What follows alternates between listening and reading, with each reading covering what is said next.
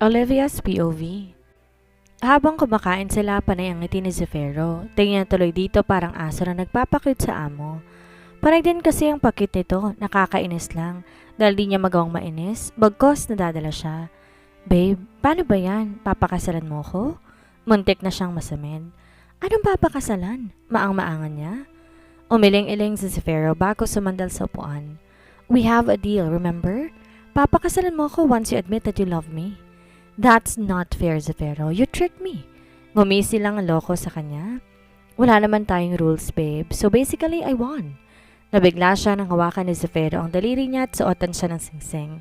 Ano to? Inalikan nito ang kamay niya. Sa tingin mo ba nagbibiro ako nang sabihin ko sa'yo na magpapakasal tayo oras na matalo ka? No way. Yes, babe. I'm serious when I told you that.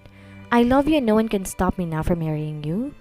Di binitawan ni Zefiro ang kamay niya nang tangkain niya iyong hilahin. Ikaw nang nagsabi, babe, dapat tumutupad sa usapan. Agad niyang hinila ang kamay na binitawan na iyon ng binata. Alam mo na hindi dapat sineseryoso ang ganong usapan, di ba? Aniya at saka nag-iwas ng tingin. Huwag seryosohin pero siya tong unang sumeryoso. Kasalanan naman kasi yun ni Zefiro. Nadala lang naman siya sa deal na yon. Ngumiti na nakakaloko si Zefiro. Sad to say this, babe. I won and you lose. Wala nang bawian. Dahil yun ang deal natin. Marry me or I will take the most important person to you. Natigilan siyang bigla. May nakakaloko mang ngiti sa labi ng binata. Ramdam niya ang pagbabanta sa huli nitong sinabi. Most important person. Imposible naman na si Zoran ang tinutukoy nito. Hindi naman alam na Zefiro na buhay ang kanilang anak. E di kung gusto mo, e di pakasalan mo si Derek? Aniya sabay irap. I will do everything to have you back, babe. That's a promise. Anito sa seryosong tinig. Matapos kumain, bumalik na si Olivia ng kwarto. Inaya siya ni Zefiro mamasyal sa paligid pero tumanggi siya. Gusto niya mag-isa para makapag-isip. Tinignan niya ang singsing na sinuot nito sa daliri niya at saka bumuntong hininga. Mukhang hindi nga nagbibiro si Zefiro pero ano nga ba ang gagawin niya? Tumanggi at paninindigan na hindi niya ito mahal? O pumayag kasi mahal naman talaga niya ito. Pero ang hirap naman kasi, paano kung masaktan lamang siya? Hindi niya kaya masaktan na naman at kay Zefiro pa ulit, tsaka hindi biro ang pagpapakasal. Natatakot pa rin talaga siya. Paano kung ganti lamang nitong sinabi nitong mahal siya? Paano kung di naman yun totoo? Hinawakan niya ang dibdib na makaramdam ng kirot dito. Ang hirap magdesisyon. Gusto na ng puso niyang maniwala na mahal siya ng binata. Subalit may parte sa kanyang di naniniwala at natatakot. Habang abala siya sa pagluluto, hindi mawala ang laman ng isipan niya tungkol sa kanila ni Zefiro. Malambing na yumakap ang binata sa kanya mula sa likuran habang inaamoy ang buhok niya. Ang tagal kong pinangarap makasama ka ulit, ngunit nagkatotoo na. Paano ba niya sasabihin na wag itong aasa na hindi pa siya nakakapagdesisyon? Baka kasi pagsisihan niya alinman sa dalawa ang pipiliin niya. Magsisi na hindi ito pinakasalan o magsisi dahil pinakasalan ito. Pumaga na lamang siya ng hangin. I love you, babe. Ilang beses niya nang narinig ang salitang yon sa labi nito. Pero bakit natatakot siya na baka hindi yun totoo? Nakakatakot na kasi siyang masaktan. Baka di niya magawang bumangon pa oras na mangyari iyon. Matuling lumipas sa mga araw, ang takot niya ay hindi niya naisip dahil natabunan na yon ng saya habang kasama niya si Zefiro. You looked happy. Natigilan siya at nilingon ang binata. Narito sila ngayon sa labas habang naglalakad-lakad para makasagap ng sariwang hangin. Masaya naman talaga ako. Nakangiting tinignan niya ang kamay nila na magkahawak. Bagamat hindi siya nakakapagdesisyon, sinusulit niyang araw na kasama ito. Di niya kasi sigurado kung mauulit ang mga sandaling magkasama silang dalawa. Huminto si Zefiro, hinila siya at saka niyakap. Salamat dahil kasama kita ngayon. Puno ng galak ang boses na sabi nito. Hoy, baka nakakalimutan mo, no? Hindi pa ako nagdedesisyon sa kasal na gusto mo. Aniyang dinaan sa tawa ang mga sinabi. Kaya wag kang feeling dyan. Bumitiw si Zefiro, tinawakan ang kanyang mukha. Di ako nababahala. Alam ko naman magpapakasal ka sa akin sa ayaw at sa gusto mo. Anito at nalukot ang mukha niya.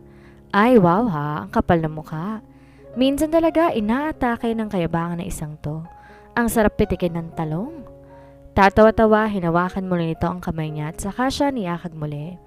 Mas masaya siguro kung narito si Zoran, habang silang tatlo ay naglalakad at masayang nagtatawanan, katulad ng ibang pamilya. Di niya alam kung dapat pa niyang sabihin kay Zefiro na ang katotohanan tungkol kay Zoran, pero natatakot siya. Natatakot na kunin ito ang kanyang anak dahil hindi naman talaga siya mahal nito. Kanina lang mukhang asaya mo, pero ngayon panay ang buntong hininga mo. Ngumusos siya. Nilalagay mo kasi ako sa sitwasyong mahirap. Ano mahirap sa pagpapakasal sa akin? Di maipinta ang mukhang tanong nito. Ikaw lang ang nagpapahirap sa sarili mo, babe. Siya pa? Ines na tumingin siya rito at saka inapakan to sa paa, dahilan para mapatalon ito sa sakit. Hoy lalaki, baka akala mo madaling magdesisyon na magpakasal sa tulad mo. Hindi kaya no? Ang isang paa naman itong inapakan niya bago to iniwan. Babe, sorry na. Humabol to sa kanya. Malakas na napatili si Olivia nang buhatin siya nito pa bridal style. Ano ba? Ibaba mo nga ako? Ngumiti lang si Zefiro habang naglalakad buhat siya. Alam ko naman, mahirap talagang mag-decide na pakasalan ako. Tumingin siya sa binata na diretso ang tingin sa daan. Anak, ang iting mukha nito, seryoso na ngayon? Sobra kitang sinaktan. Dahil din sa akin kaya nahirapan ka? Huminto ito at tumingin diretso sa mga mata niya, dahilan para kumabog na naman ang husto ang puso niya. Marami akong kasalanan sa'yo, babe, kaya alam ko, ang kapal na mukha ko para pilitin kang pakasalan ako. Pero hindi ko talaga kaya makita kang ikasal sa iba. Mahal kita, Olivia. Sobrang mahal kita. Kaya kahit maging makasarili ako, wala akong pakialam. Gagawin kong lahat para sa huli mabuo ang pamilya natin. Tumulo ang luha niya. Hindi dahil sa lungkot o takot, kung hindi sa sobrang tuwa. Dahil ngayon ramdam niya totoo ang sinabi nito. Mahal siya ni Zefiro, alam na yon. Pero nagbulag-bulagan siya dahil sa takot. Dinikit ni Zefiro ang noo sa kanyang noo. Araw-araw kong hiningi ng tawad sa lahat ng kasalanan ko. Di ako titigil hanggang pagtanda natin, patawarin mo ko. Ramdam niya ang pagturo ng luha galing kay Zefiro. Lumuluha rin tong katulad niya. Puno ng paghingi ng tawad ang mata nito. Pinapatawad na kita, Zefiro. Inawakan niya ang pisngi nito at hinaplos. Magsimula tayong mulit, kalimutan ang lahat ng masasakit na nakaraan natin. Sa kabilang banda, alam ko kung sinong kumidnap kay Olivia, Nay. Anong ibig mong sabihin, Derek? Sinong gagawa ng gano'n sa aking anak? Sabihin mo. Puno ng luhang sambit ng ina ni Olivia. Mag-iisang buwan na mula na makidnap ang anak niyang si Olivia. Hanggang ngayon wala pa rin ginagawang aksyon ng kapulisan kahit ilang beses sila nagpunta sa estasyon ng pulis. Labis-labis ng kanilang pag-aalala. Si Zoran halos araw-araw umiiyak dahil sa pag-aalala sa ina nito na mas kilala nitong nakatatandang kapatid. Si Zefiro maglayon, Nay. May galit sa boses ni Derek. Dapat kasal na sila ni Olivia kung hindi ito nangialam. Tama nga si Carla, gagawa ng paraan sa Zefiro para hadlangan ang kasal nila. Nandaki ang mata ng ginang. Zefiro maglayon? Hindi maaari ang sinabi mo, Derek, sapagkat matagal nang wala sa Pilipinas ang lalaking yon. Nakaramdam ng galit at takot ang ginang. Nagagalit siya sa ginawa ni Zefiro sa kanyang anak. Iniwan nito si Olivia kahit nagdadalanta ang kanyang anak at gusto pa nitong ipalaglag ang kanyang apo. Kahit sinong magulang mamumuhi sa taong may gawa noon. Ang kinatatakot niya ngayon baka may gawin tong masama sa kanyang pamilya dahil sa galit ito sa asawa niyang si Oscar. Ayaw man sabihin nito ni Derek sa matandang kaharap, kailangan niyang gawin. Isa ang ina ni Olivia sa maaaring maging daan para mapigilan ang pagbabalikan ng dalawa. Malakas ang kutob niya, mahal pa ni Olivia sa Zefiro, kaya't labis ang galit niya ngayon. Mahal na mahal niya ang dalaga kaya hindi siya papayag na bumalik ito sa dating nanakit dito. Matagal nang bumalik ng Pilipinas si Zefiro, Nay. Sa katunayan, kay Zefiro galing ang perang pinambayad sa operasyon mo. Ang lalaki din yon ang dahilan kung ba't muntik nang mapaalis sa mga tao rito dahil siya ang taong bumili ng lupang to at sa kinatatayan ng salon ninyo. Napahawak ang ginang sa dibdib. Agad lumapit si Omar sa ina at inalalayan to. Diyos ko, ang anak ko! Lumuluhang sambit ng ginang. Naawa siya para sa kanyang anak. Kaya pala halos pilit ang ngiti nito nung panahong nasa ospital siya at nang malapit itong ikasal. Di niya akalain nasasaktan na pala ang anak niya dahil kay Zefiro. Nay, sigurado akong nasasaktan ni Zefiro ang pamilya ninyo, lalong-lalo na si Olivia. Lumapit si Derek sa ginang at nagmamakaawa, Lumuhod sa harapan nito. Huwag niyong hayaan na bilugin muli ni Zefiro ang ulo ni Olivia dahil siguradong sa bandang huli sasaktan niya lang muli ang anak ninyo. Kumuyom ang kamay ni Omar sa mga narinig. Dapat sinabi niya na sa nanay niya ang pagkikita ng ate niya at ni Zefiro nung una pa lang. Baka di na umabot sa ganito. Walang ibang dapat sisihan kung di ang ama nila.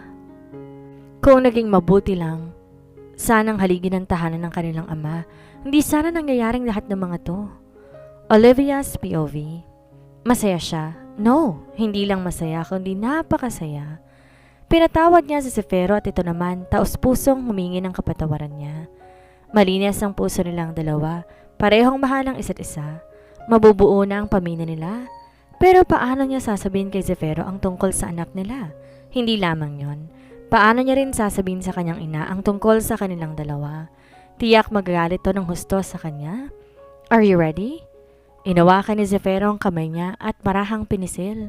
Kinakabahan ako. Pagsasabi niya ng totoo. Ngayong araw babalik na sila sa Maynila. Balak nila ni Zefiro dumiretso sa bahay nila para makilala nito ang nanay niya at mga kapatid.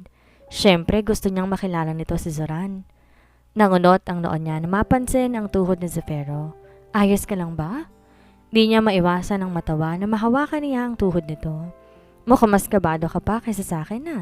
Aniya sabay tawanan ng malakas. Paano nanginginig ang tuhod nito? Ako? Kakabahan? No way! Pilit na pinatatapang pa nito ang boses kaya't lalo siyang natawa. Sa pagkakataong to, siya naman ang humawak sa kamay ni Zefiro at seryosong tumingin dito.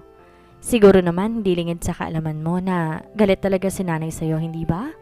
Hindi lang galit sa'yo si nanay, Zefiro. Galit na galit to sa ginawa mo sa akin. Sa amin ng anak natin.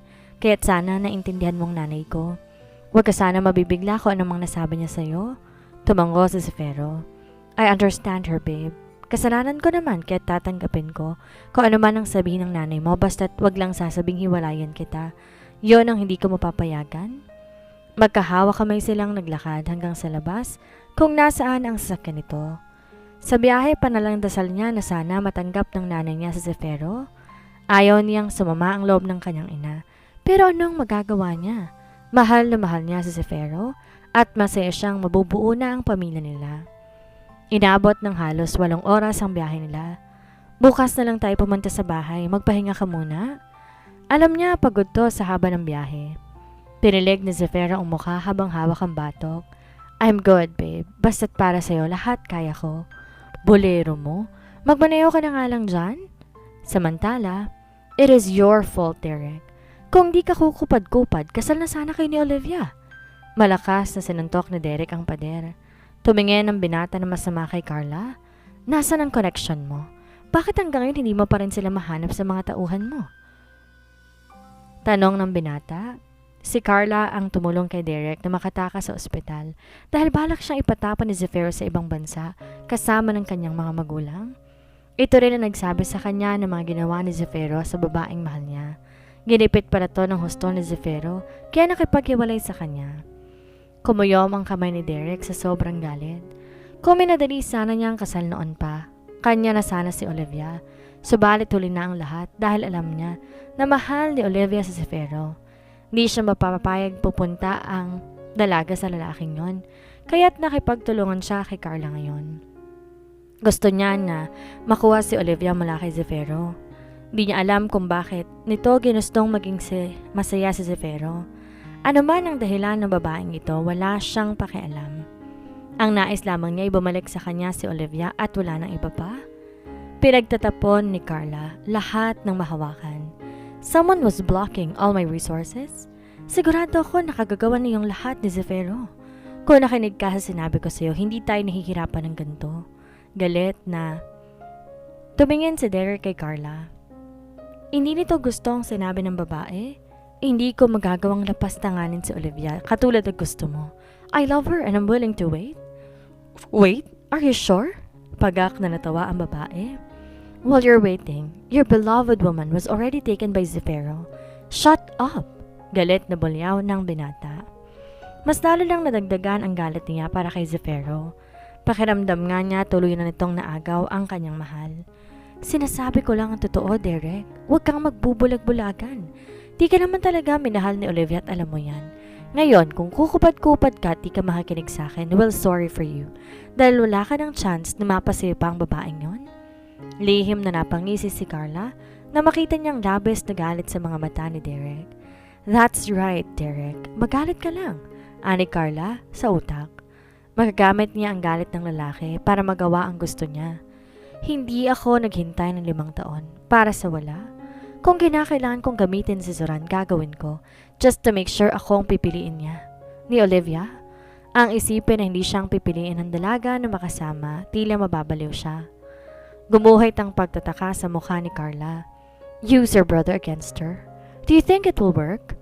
Pinilig ni Derek ang mukha. Walang nakakaalam ng bagay na ito maliban sa pamilya ni Olivia. But now he needs to tell it to this woman dahil ito ang katulong niya na mawala si Sefero sa buhay ng mahal niya.